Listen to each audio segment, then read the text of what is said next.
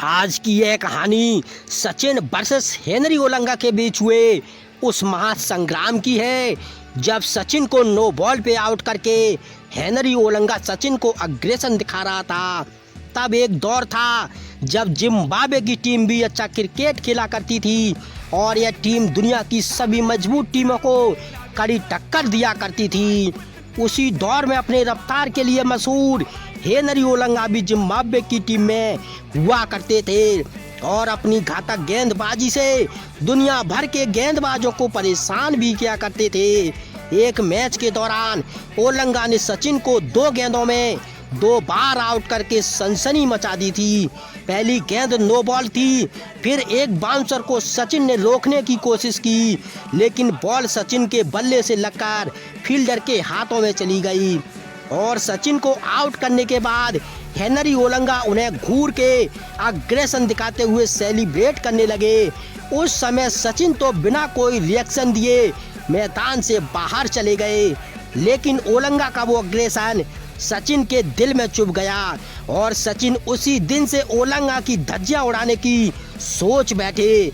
जहां अगला मैच ठीक 2 दिन बाद होने वाला था। यह था फाइनल मुकाबला जो जिम्बाब्वे और भारत के ही बीच खेला जाना था।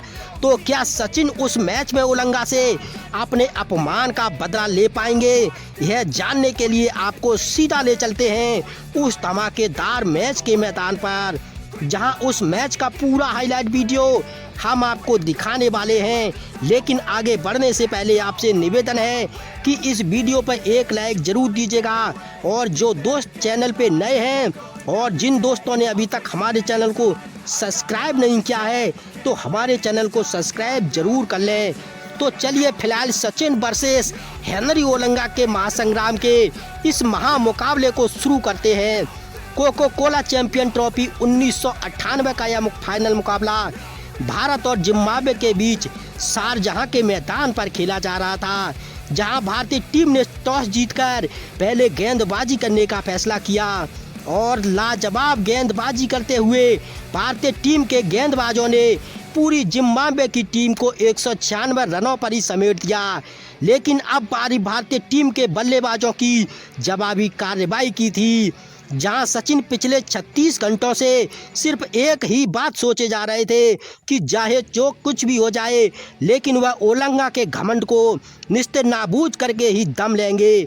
और इसी बदले की आग को अपने दिल में लेकर मास्टर ब्लास्टर सचिन तेंदुलकर के साथ सौरव गांगुली भारतीय पारी की शुरुआत करने मैदान पर उतरते हैं, जहां पारी के पहले ओवर की पहली गेंद पर ही सचिन ने एक शानदार चौका जड़ अपने विस्फोट की शुरुआत कर दी।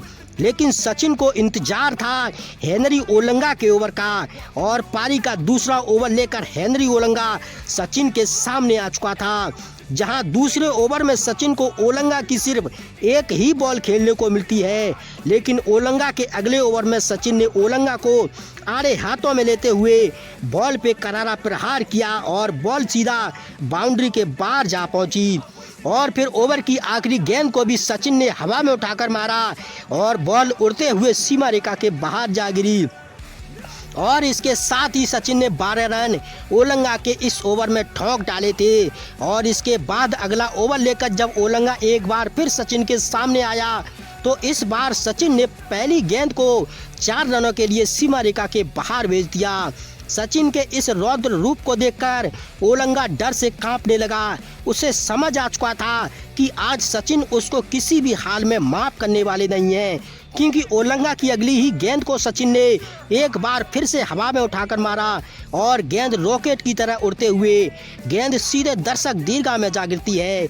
यह मैच अब पूरी तरह से सचिन वर्सेस हेनरी ओलंगा बन चुका था, जहां ओलंगा सचिन की मार से दहशत में आ चुका था और डर था कि ओलंगा मैदान छोड़कर भाग ना जाए।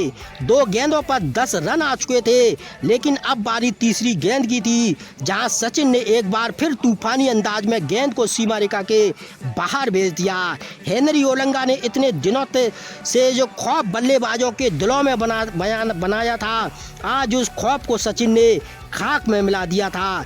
और इस पिटाई के बाद ओलंगा ने कभी सचिन से पंगा नहीं लिया और भारत इस मैच को सचिन की तूफानी बल्लेबाजी की बदौलत आसानी से जीत गया।